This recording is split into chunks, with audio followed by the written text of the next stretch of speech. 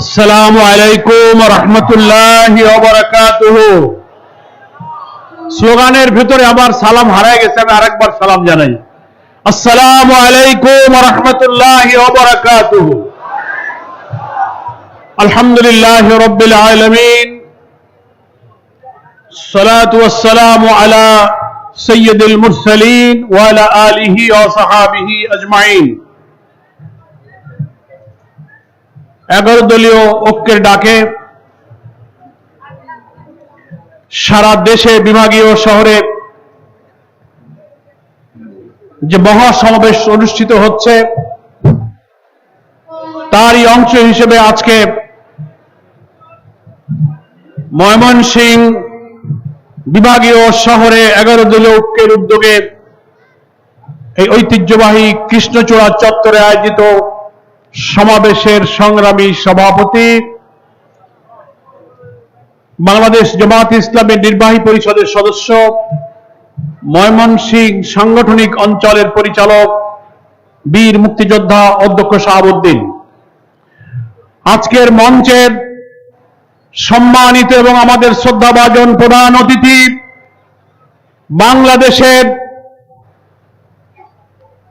বরেণ্য আলেমে দ্বীন, ইসলামী জনতার সকল আন্দোলন সংগ্রামের কিংবদন্তি, ইসলামী জনতার নয়নমণি, বাংলাদেশ খেলাফত মজলিসের সম্মানিত আমির আল্লামা মামুনুল হক, মঞ্চ ভূমিষ্ঠ অন্যতম বিশেষ অতিথি জাতীয় নাগরিক পার্টি এনসিপি কেন্দ্রীয় নেতা আসিফ মাহমুদ সজীব ভুইয়া, আমাদের জাকপার সহসভাপতি, লেবার পার্টির চেয়ারম্যান সহ নিজামে ইসলাম পার্টির আমির, অন্যান্য শরিক দলের সম্মানিত শীর্ষ নেতৃবৃন্দ, সাংবাদিক বন্ধুগণ, ময়মনসিংহ এই ঐতিহ্যবাহী চত্বরে সমবেত আমার প্রিয় ময়মনসিংহবাসী,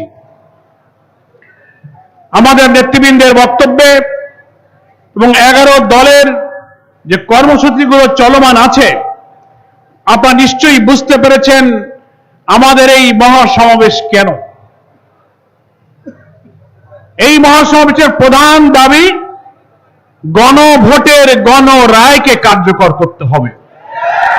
দ্বিতীয় বলেছি, আমাদের প্রিয় জন্মভূমি বাংলাদেশে প্রতিদিনে নিত্যদিনের জীবন প্রবাহে যে জনদুর্ভোগ, অশান্তি, জন বিস্ফোরণ ধুমায়িত হচ্ছে, এই দুর্ভোগকে দূর করতে হবে।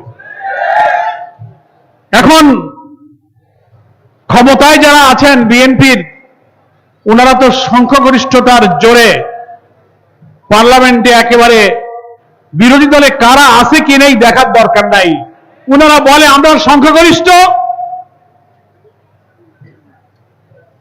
পার্লামেন্টারি পলিটিক্সে তারা বলতে চান মেজরিটি রুলই হচ্ছে ডেমোক্রেসি, সংখ্যাগরিষ্ঠ আসন দিয়ে ওনারা দেশ চালাতে চান। ঠিক আছে, আপনারা নির্বাচিত হয়ে যেভাবেই হোক এসে গেছেন, ইলেকশন ইঞ্জিনিয়ারিং করেছেন, ফলাফল ম্যানিপুলেশন করেছেন, বিএনপির অভ্যন্তরে লুকানো কিছু গুপ্ত উপদেষ্টা ছিল যারা ইলেকশন ইঞ্জিনিয়ারিং করে বিরোধী দলের অনেক নেতাকে ইচ্ছা করে হারিয়ে দিয়েছে। তা না হলে 11 দল আমরা প্রায় 180-র মতো আসন পেতে যাচ্ছিলাম। ফলাফল ঘোষণা হচ্ছিল, কিছুক্ষণ পরে হঠাৎ সমস্ত মিডিয়াতে ফলাফল ঘোষণা বন্ধ হয়ে গেল। রহস্যজনকভাবে রেজাল্ট ম্যানিপুলেশন করে আমাদেরকে অর্থাৎ বিরোধী দলে ঠেলে দেয়া হলো। সরকারের একজন উপদেষ্টা তো পরবর্তীকালে স্বীকারই করেছেন যে বিরোধী দলকে অর্থাৎ জামাত ইসলামীকে মিন করে উনি বলেছেন যে আমরা এই দলকে মেইন স্ট্রিমে আসতে দেয়নি, অর্থাৎ প্রধান সংখ্যাগরিষ্ঠ অর্জন করে সরকার গঠনের মতো মেজরিটি আমরাই পেতে দেয়নি।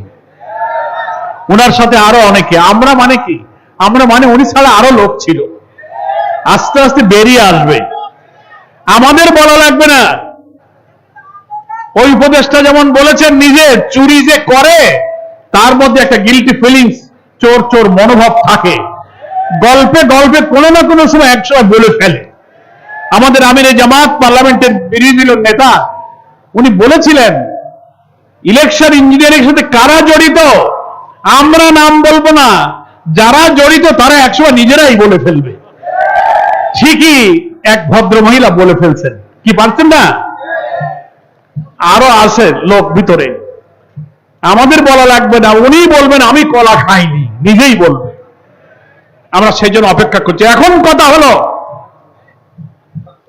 অনেক প্রশ্ন, অনেক কষ্টের সত্ত্বেও আমরা এই নির্বাচনের ফলাফল মেনে নিয়েছি একটা কারণে, 17 বছরে রাজনীতিতে সংঘাত, সহিংসতা, হানাহানি, জ্বালাও পোড়া, হরতাল, ধর্মঘট, খুনাখুনি, রক্তাক্ত বিরোধী দলের উপরে সহিংসতার রাজনীতির কবর দিয়ে জুলাই আন্দোলনে নতুন বাংলাদেশের স্বপ্ন আমরা দেখেছিলাম।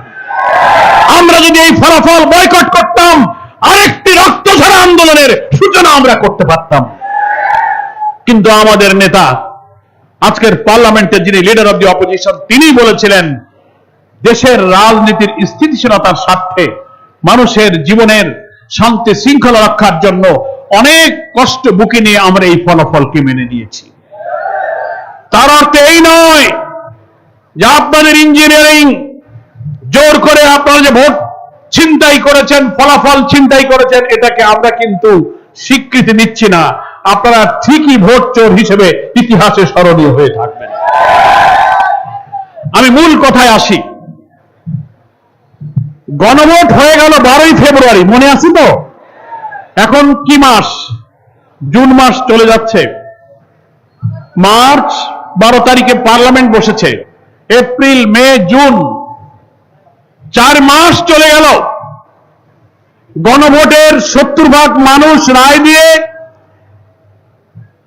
শেখ হাসিনার ফ্যাসিবাদের বিদ্যমান রাষ্ট্র ব্যবস্থার যে সমস্ত আইন কানুন নির্বাচিত প্রধানমন্ত্রীকে ফ্যাসিবাদী, অত্যাচারী, কর্তৃত্ববাদী, দুর্নীতিবাজ করে তুলত, সেই রাষ্ট্রীয় কাঠামোকে পরিবর্তন করে একটি নতুন রাষ্ট্র কাঠামোর জন্য ঐক্যবদ্ধ কমিশনে আমরা নতুন সংবিধান সংস্কারের জন্য 9 মাস ঐক্যবদ্ধ কমিশনের 72টা মিটিং আমরা করেছি। 84টি বিষয়ে রাষ্ট্র সংস্কারে আমরা একমত হয়েছি। তার মধ্যে প্রায় 42টি ছিল সাংবিধানিক সংস্কার, সবাই আমরা মেনে নিলাম। জাতীয় সংসদের দক্ষিণ প্লাজায় সকল ফ্যাসিবাদ বিরোধী দল আমরা জুলাই সনদে স্বাক্ষর করলাম।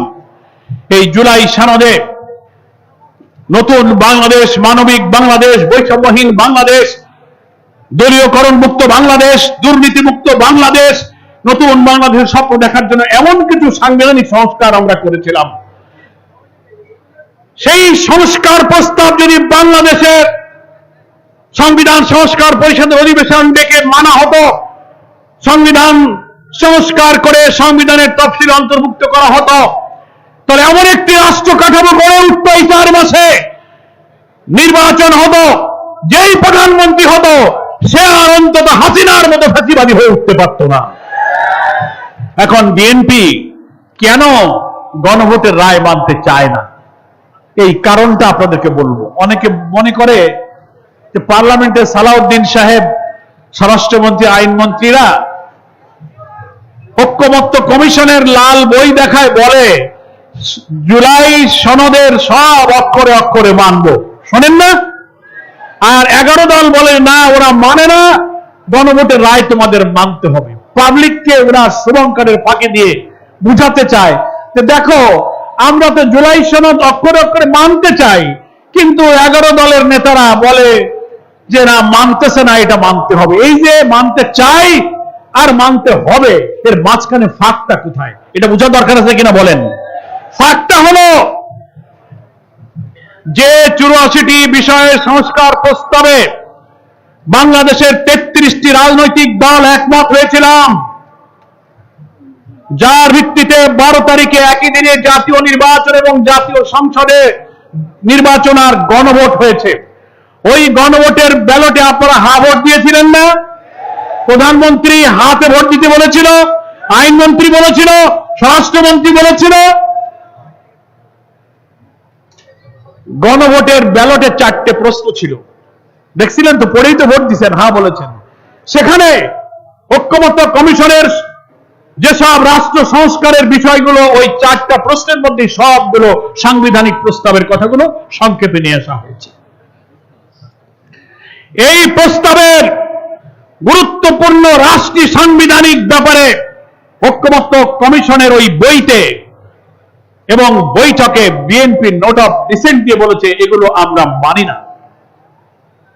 এবং সেই যে 10টা সাংবিধানিক পরিবর্তন, সেটা এমন যে ওইগুলো যদি মানা না হয় তো সেই সংবিধান সংস্কারের কোনো মূল্য হয় না, ওই যে লাউ সেই কদু থেকে যায়। এইগুলো ওনারা মানবেন না। মাত্র 30% টাকায় জমির মালিক হয়ে নতুন বাংলাদেশের গড়ে তোলার স্বপ্ন দেখা বাংলা বসতি। সেইগুলো কোনটা? গণভোটের গণরায় কার্যকর হলে সেইগুলো মানতে ওনারা বাধ্য হবেন। কারণ ওনারা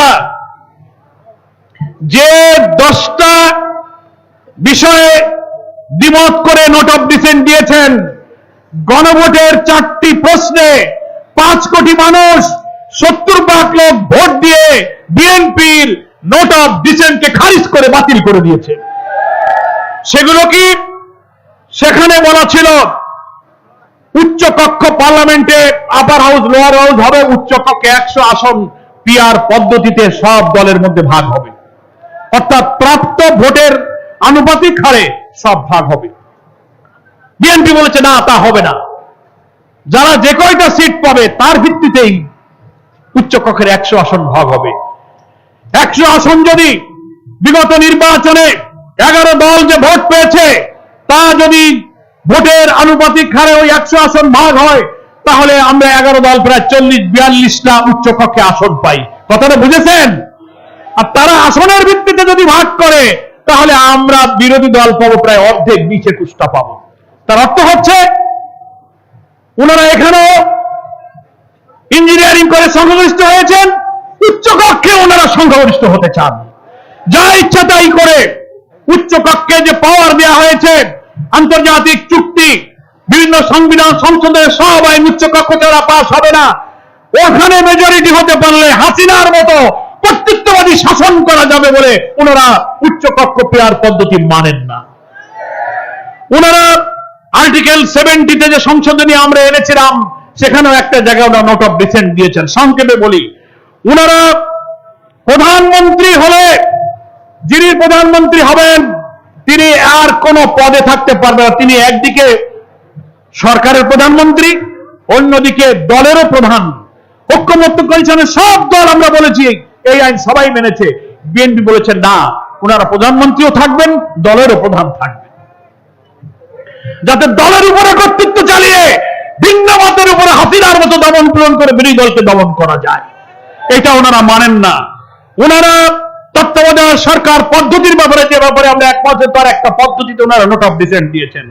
ওনারা সরকারের বাংলাদেশের প্রধান বিচারপতি, আপিলেট ডিভিশনের বিচারপতি, অডিটর জেনারেল, কন্ট্রোলার জেনারেল, দুর্নীতি দমন কমিশন, পাবলিক সার্ভিস কমিশন, সরকারি চাকরি, এই যে জুলাই আন্দোলনের আসিফ মাসুদ, সজীব ভুঁইয়ারা কোটা নয় মেধার ভিত্তিতে সব জায়গায় দিতে হবে বলে পিএসসিতে যেন দলীয় লোক, ছাত্রলীগ বা কোনো দল না যায়, সেজন্যই তো তারা আন্দোলন করেছিল। এই বিএনপি নোট অফ ডিসেন্ট দিয়েছে। বাংলাদেশে বিদ্যমান ব্যবস্থায় পিএসসি, দুর্নীতি দমন কমিশন, সমস্ত সাংবিধানিক পদে নিয়োগের রাষ্ট্রপতি আর প্রধানমন্ত্রী অসীম ক্ষমতা দেওয়া হয়েছে। আমরা সংস্কারে বলেছিলাম প্রধানমন্ত্রী অসীম ক্ষমতার লাগাম টানতে হবে, রাষ্ট্রপতি প্রধানমন্ত্রী ক্ষমতার ভারসাম্য আনতে হবে। সরকারি দল, বিরোধী দল এবং মাঝখানে জুডিশিয়ারি অন্যান্য আরেকটি পক্ষ থেকে একটা সেপারেট অ্যাপয়েন্টিং অথরিটির মাধ্যমে সব সাংবিধানিক পদে নিয়োগ হবে। বিএনপি বলেছে আমরা এগুলো মানি না, এখানে প্রধানমন্ত্রীর কর্তৃত্ব থাকতে হবে। তাহলে কি হলো? তাহলে আওয়ামী লীগ তো এই চেয়েছিল, দলীয়করণ হবে, সব জায়গায় আমার লোক যাবে, বিদেশে টাকা পাচার হবে, লুটপাট হবে। জুলাই সনদ বাস্তবায়িত হলে বিএনপির এই লুটপাট করা, দলীয়করণ করার সুযোগ পাবে না বলে তারা এখন আর এই গণভোটের রায় মানতে চায় না। আমার প্রিয় ভাইরা, আমার কথাটা বুঝতে পেরেছেন? এখন একটা কথা বলে আমি বিদায় নেই। ওনারা যে বলেন আমরা মেজরিটি আছি, তাহলে আমাদের কথা চলবে না। আপনারা হয়তো 49-50 ভাগ ভোট পেয়েছেন, সেই ভোটটা দিয়েছে এক এলাকার লোকেরা এমপিকে ভোট দিয়েছে, নাকি বলেন? জনগণ রক্তাক্ত জুলাই সনদ বাস্তবায়ন করবেন আপনারা সেই ওয়াদা দিয়েছিলেন বলেই আপনাদের এলাকার লোকেরা বিএনপিকেও ভোট দিয়েছে, জামাতকে 11 দলকে ভোট দিয়েছে। কিন্তু আপনাদের এমপিরা জনগণের দেওয়া ভোট নিয়ে ক্ষমতায় যে জুলাই সনদের বিরুদ্ধে আপনারা অবস্থান নিয়েছেন, এই জন্য জনগণ আপনাদেরকে ভোট দেয়নি। অর্থাৎ মানুষের ভোটকে আপনারা অন্যায় কাজে ব্যবহার করছেন।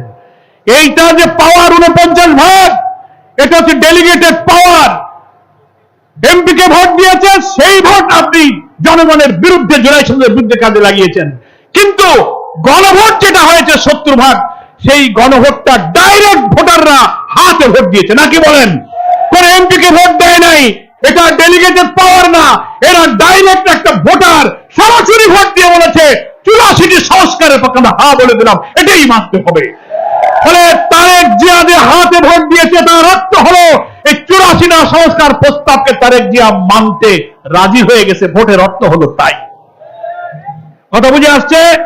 ফলে আপনার ওই 50 ভাগ ভোট ডেলিগেটেড পাওয়ার হচ্ছে জনগণের ডাইরেক্ট ভোট, হচ্ছে গণভোট, হচ্ছে 70 ভাগ হচ্ছে সংখ্যাগরিষ্ঠ। ফলে সংখ্যাগরিষ্ঠের এই গণভোটের রায় আপনাকে মানতে হবে। আপনাদের এই সংবিধানের যুক্তি এখানে খাটে না, সংবিধান আমরা সব জানি। ফলে আমরা মনে করি ময়মনসিংহবাসী 11 দল আজকে যে ডাক দিয়ে যাচ্ছে গণভোটের রায় কার্যকর করে এইসব সাংবিধানিক পরিবর্তন না হলে যে শাসন দেশ চলছে, নির্বাচনের পরে সংসদ হওয়ার আগেই দলীয়করণ করে আপনি সিটি কর্পোরেশন, জেলা পরিষদ সব দলীয় আপনি নিয়োগ করে দিলেন, ঠিক কিনা? আপনারা বলেন সবার আগে বাংলাদেশ, এখন দেখি সবার আগে বিএনপি। সব কটা আগে বিএনপির জেলা পরিষদে দিলেন, সিটি কর্পোরেশন একটা লোক কি অন্য দলের পাইছিলেন না? এই জন্য আমি বলি এই স্লোগান বাদ দিয়ে বলেন সবার আগে বিএনপি। এই যে ময়মনসিংহ এলাকায় বিরোধী দলের যত এমপি আছে আমি খবর নিলাম 80 লাখ 85 লাখ করে করে কাবিটা এটা সেটা দিয়ে বরাদ্দ দিচ্ছেন, বিশেষ বরাদ্দ। 11 দলের এমপিদেরকে সেটা দিচ্ছে না। তার অর্থ কি? জনগণের খাজনা ট্যাক্সের পয়সা সরকারি দল পায়, বিরোধী দল পায় না। তার মানে সবার আগে বাংলাদেশ না, সবার আগে হচ্ছে বিএনপি। তাহলে আওয়ামী লীগ আর আপনার মধ্যে কিসের পার্থক্য থাকলো? লুটপাট শুরু করছেন। হামে 600 শিশু মারা গেল, স্বাস্থ্যমন্ত্রী ব্যর্থ হয়েছেন। ঢাকার আদ্দিন হাসপাতালটা 6টা শিশু মারা গেছে, হসপিটালে তো অনেক কারণে লোক মারা যায়, যায় না? আপনি হাসপাতাল বন্ধ করে দিলেন। 600 শিশু যে মারা গেল, স্বাস্থ্যমন্ত্রীকে আপনি কি পদত্যাগ করবেন? অল্প মূল্যে আপনি সেটা বন্ধ করেছেন। ইসলামী ব্যাংক নিয়ে নৈরাজ্য শুরু করেছেন। রামিসা রায়পুরে এক পরিবারে 4টা লোককে জবাই করে খুন, নিষ্ঠুরতা, নৃশংসতা। সরকার 4 মাসে ব্যর্থ হয়েছেন, আপনারা আবার সেই ফ্যাসিবাদের পথে পা বাড়িয়েছেন। আসুন ময়মনসিংহবাসী, ঐক্যবদ্ধ আন্দোলনে ডাক আসবে। আজকেও পার্লামেন্টে বিরোধী নেতা বলেছেন মালয়েশিয়া চীন সফর করে কি চুক্তি করেছেন সংসদকে জানান। আর সমস্ত সমস্যার সমাধান যদি সংসদে না করেন, 70 ভাগ মানুষের এই আন্দোলন প্রয়োজনে আমরা আবার রাজপথে নিয়ে যেতে বাধ্য থাকবো। ডাক যখন ডাক আসবে, ময়মনসিংহের এই সিংহ পুরুষেরা 11 দলের আন্দোলনকে এগিয়ে নিয়ে আমাদের সহস্র মানুষের জীবন, হাজার হাজার মানুষের রক্তাক্ত জয় অভ্যুত্থানের এই সনদকে, গণভোটের রায়কে আমরা বাস্তবায়ন করতে চাই। ওনারা বলে জুলাই সনদ মানবো, কিন্তু গণভোট মানবো তা বলে না। শুভঙ্করের ফাঁকি। গণভোট আর জুলাই সনদকে আলাদা করে ফেলেছে। আসুন শুভঙ্করের ফাঁকি বাদ দিয়ে বলুন, প্রধানমন্ত্রী যে হাতে ভোট দিয়েছে সেই হা ভোটের রায় মেনে গণভোটের রায়কে কার্যকর করুন। আপনারা অনেক দুপুরের প্রচন্ড রোদ দিয়ে অপেক্ষা করে কষ্ট করেছেন। বাংলাদেশ জামাত ইসলামের আমির ডক্টর শফিকুর রহমানের পক্ষ থেকে ময়মনসিংহের সংগ্রামী সিংহ পুরুষদেরকে শুকরিয়া মোবারকবাদ জানিয়ে আমি আমার বক্তব্য এখানেই শেষ করছি। আল্লাহ হাফেজ। বাংলাদেশ জিন্দাবাদ, বাংলাদেশ জামাত ইসলামী জিন্দাবাদ, 11 দলীয় ঐক্য জিন্দাবাদ। আসসালামু আলাইকুম ওয়া রাহমাতুল্লাহ।